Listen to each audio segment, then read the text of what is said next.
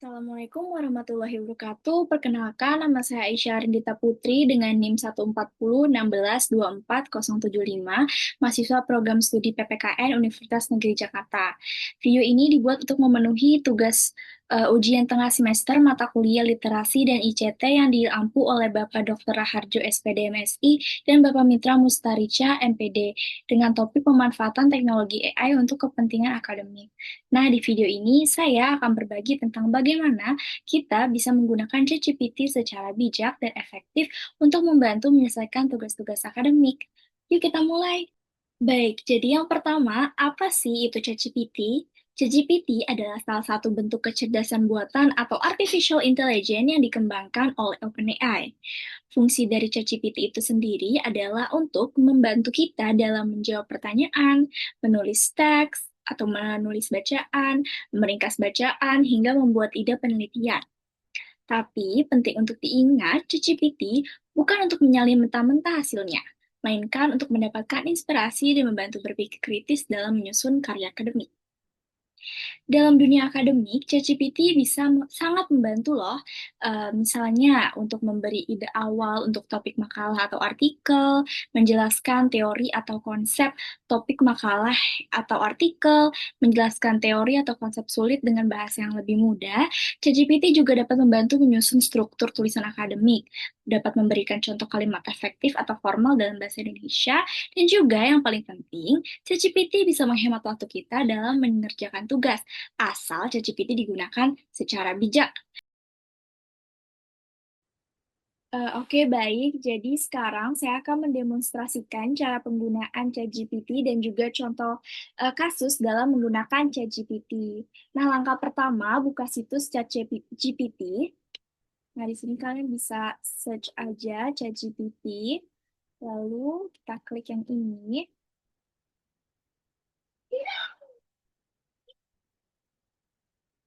Nah, kalau belum login, biasanya akan keluar seperti ini. Kalian bisa login atau daftar menggunakan Google, Microsoft, Apple, atau juga bisa menggunakan nomor telepon dan juga bisa menggunakan email. Setelah kalian berhasil login, tampilan ChatGPT akan seperti ini. Sekarang saya akan tunjukkan contoh atau kasus nyata bagaimana ChatGPT bisa membantu dalam tugas akademik khususnya untuk mahasiswa di bidang PPKN. Misalnya, kita dapat mendapatkan tugas menulis makalah dari dosen yang berjudul Penerapan Nilai-Nilai Demokrasi dalam Lingkungan Sekolah Dasar. Nah, langkah pertamanya, di sini kita bisa ketik, bantu saya membuat kerangka makalah tentang penerapan nilai-nilai demokrasi di sekolah dasar. Lengkap dan lengkap dengan sebabnya. Oke, kita bisa enter. Nah, ini. Nah, berikut adalah jawaban dari ChatGPT. Nah, di sini ChatGPT memberikan kita kerangka dari makalah yang akan kita buat. Oke, ada subbabnya juga.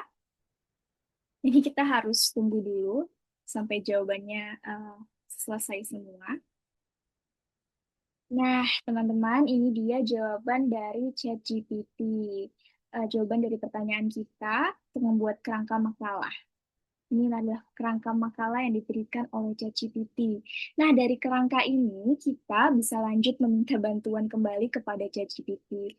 Contohnya, kita bisa minta bantuan untuk tolong buatkan paragraf paragraf pendahuluan dengan gaya akademik, akademik dan bahasa Indonesia formal. Tunggu jawaban dari ChatGPT-nya.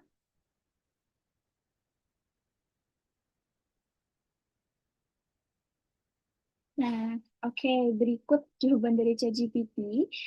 Oke, ChatGPT lalu akan menghasilkan paragraf pembuka yang bisa kita gunakan dan juga bisa kita edit atau parafrase lagi nih teman-teman, karena kita nggak boleh atau tidak boleh langsung mengcopy paste tulisan atau jawaban dari ChatGPT. Jadi harus kita ubah dulu nih bahasanya atau kalimatnya dalam ke dalam bahasa kita sendiri. Jadi harus kita parafrasa dulu, jadi jangan di langsung copy paste ya teman-teman semua. Nah, itu dia demonstrasi dan juga contoh kasus dalam penerapan ChatGPT. Nah, dengan cara ini ChatGPT tidak menggantikan peran manusia, namun eh, dapat membantu kita sebagai manusia atau sebagai mahasiswa untuk menyusun ide, menstrukturkan tulisan, dan mempercepat proses penulisan akademik. Nah, sebelum kita akhiri, ada tips and tricks untuk memaksimalkan penggunaan ChatGPT. Jadi, ada beberapa hal penting yang harus diperhatikan dalam menggunakan ChatGPT. Nah, yang pertama itu, gunakan ChatGPT untuk membantu berpikir, bukan hanya untuk menyalin tulisan atau jawaban dari ChatGPT nih teman-teman semua. Yang kedua, selalu periksa keakuratan dan sumber rujukan. Lalu yang ketiga, kembangkan hasil dengan analisis pribadi. Yang keempat, hindari plagiarisme dan tetap cantumkan sumber asli. Jadi, ChatGPT bukan pengganti kita sebagai manusia atau sebagai mahasiswa, tapi ChatGPT bisa menjadi mitra belajar bagi kita yang dapat membuat kita lebih produktif dan juga kreatif. Baik, sekian video dari saya. Mohon maaf bila banyak kekurangan dan juga kesalahan dalam penyebutan kata-kata. Wassalamualaikum warahmatullahi wabarakatuh. Terima kasih semuanya.